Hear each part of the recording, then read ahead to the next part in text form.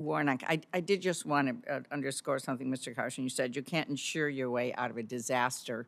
That's why it's so important that we be supporting these efforts to deal with the disasters, which means stopping the pollution going in the air. And that's why farmers and ranchers are so critical in all of this. So that's why we have additional money that's been put into ways that you can keep carbon in the soil instead of having it going into the atmosphere and creating all these storms and so on. So that's the reason we've been focused on that. Thank you for those comments. I truly believe in my heart that the Farm Bill is not for farmers. It's for the hungry children and the underserved, that our U.S. population has a safe and steady supply of food. And so we've got to work hand in hand. And the Farm Bill is not for the farmers. It's for the American population. It's for the country. It's for our national security. It's for a lot of things. So thank you. Senator Warnock.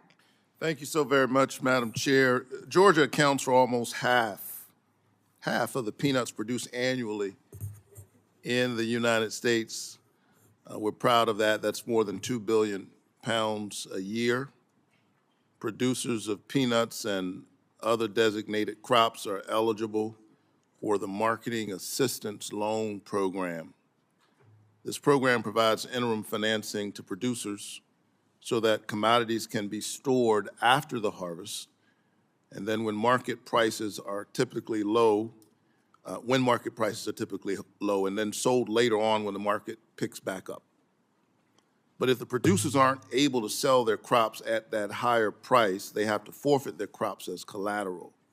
So the stakes are always high for this program working right. Mrs. Thompson, does this happen to peanut farmers often, and are we seeing a lot of peanut crop forfeitures? No, historically forfeitures have been very low.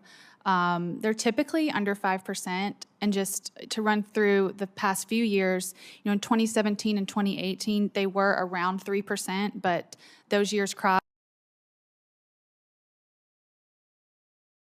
2019, there were 0 forfeitures. 2020, it was 0.17%.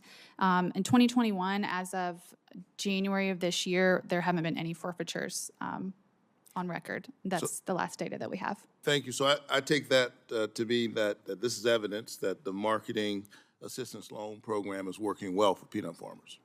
Yes. And that's good to hear, and which is why I look forward to supporting this program in this year's Farm Bill. Nationwide, the cotton industry employs over 115,000 people, and it contributes more than $22 billion to the United States economy. Cotton is also a major economic driver in Georgia, with an estimated overall economic impact of $3 billion. The 2008 Farm Bill originally authorized Economic Adjustment Assistance for Textile Mills program.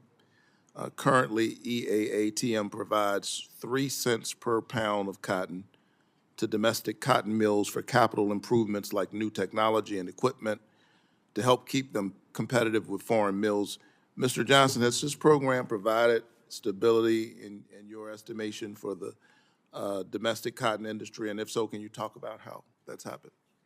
Yes, thank you for that question.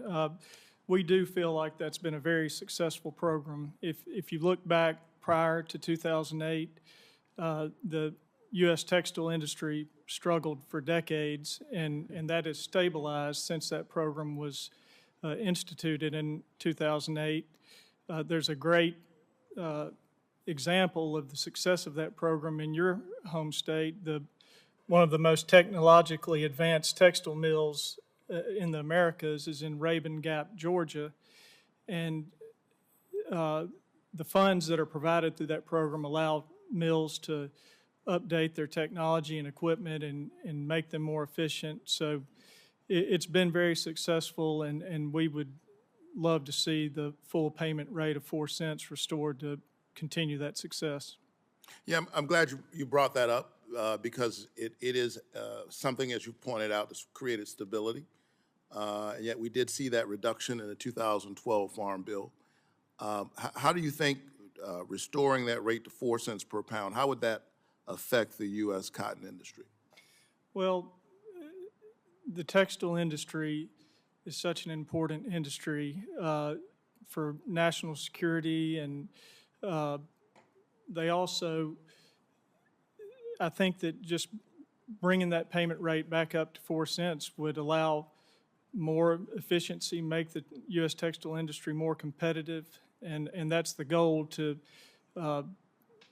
It's great to be able to take the cotton that's grown here in the U.S. and see it used in manufacturing here.